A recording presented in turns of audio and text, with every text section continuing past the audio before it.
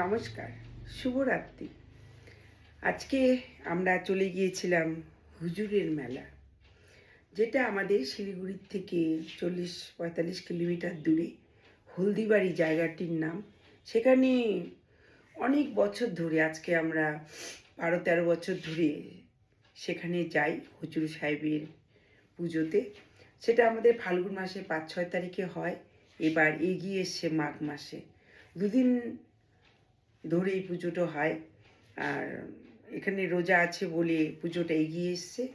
এরা পরপর 3 বছর সেই মাঘ মাসে আবার হবে ওই হুজুর সাহেবের মেলাটা। আর সেখানে নানা রকম লোকজন আসে। এখানে জাতি বলে কোনো কথা নেই, বাঙালি, মুসলিম, হিন্দু, মানে সব ধরনের মানুষই এখানে জমায়েত হয়।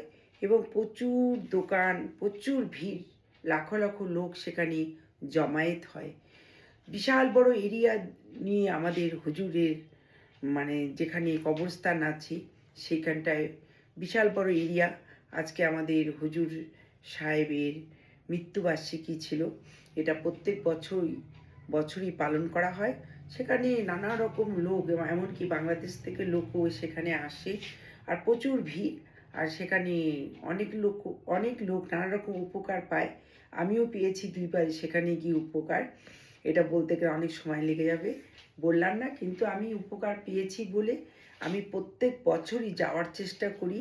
আজ থেকে 12-13 বছর ধরে আমি সেখানে যাওয়া আসা করছি। কোনো অসুবিধা হয় না। প্রচুর ভিড়, তবু কোনো অসুবিধা নেই। অনেক রকম দোকানপাট, বাঙালিদের খাবার দাবারের দোকান, হোটেল, নানা রকম দোকান ওখানে বসে গেছে। আজকে হুজুর সাহেবের মৃত্যুবার্ষিকী ছিল এবং আমাদের শিলিগুড়ি থেকে বেশি একটা দূর না। তবে যারা বাইরে থাকেন কলকাতার সাইডে, তারা একবার চলে আসবেন। এই ফাল্গুন মাসের 5-6 তারিখে হয়, কিন্তু এবার 3 বছর ধরে, আজকে এই বছর আর 2 বছর মাঘ মাসেই হবে আজকের তারিখে। আর যারা বাইরে থাকেন তারা অবশ্যই আসবেন হুজুর সাহেবের মেলা দেখতে। ভীষণ প্রসিদ্ধ একটা জায়গা, ভীষণ নামকরা একটা জায়গা, যেখানে সরকারও সহযোগিতা করেন, প্রশাসন সহযোগিতা করেন। সেই জন্যই এত বড় মেলাটা সেখানে হতে পারে। নানা রকম নানা ধরনের ওখানটায় ব্যবস্থা আছে, ওষুধপত্র, পুলিশ, ডাক্তার, সব রকম ব্যবস্থা আছে, কোনো অসুবিধা নেই। আর আমি সেখানে অনেক উপকার পেয়েছি বলে আমি প্রত্যেক বছর ওখানে যাওয়ার চেষ্টা করি এবং যাব।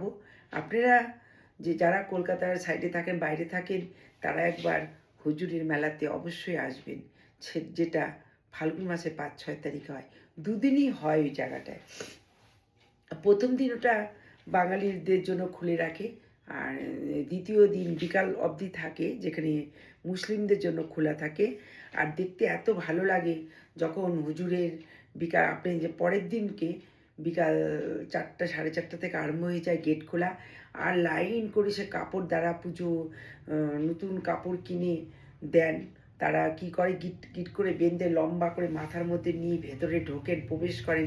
তখনই ওই হুজুরের গেটটা খুলে দেওয়া হয় বিকালবেলায়। তারপরের দিন বিকালবেলায় আমরা সেই সময় দেখতে পাই, আর খুব মানে আনন্দ হয় দেখি। আর প্রচুর পরিমাণে ভিড় হয়। আর যখন কাপড়গুলো বেঁধে লম্বা করে সব লোক নিয়ে যায় চিল্লাতে চিল্লাতে, তখন মনে হয় গাটা শিউরে উঠে। ওই গেটটা খুলে দেওয়া হয়, আর গেটের ভেতর যখন সবাই হুড় করে ঢোকে, আর সেখানটায় মানে দেখার মতন জিনিস থাকে।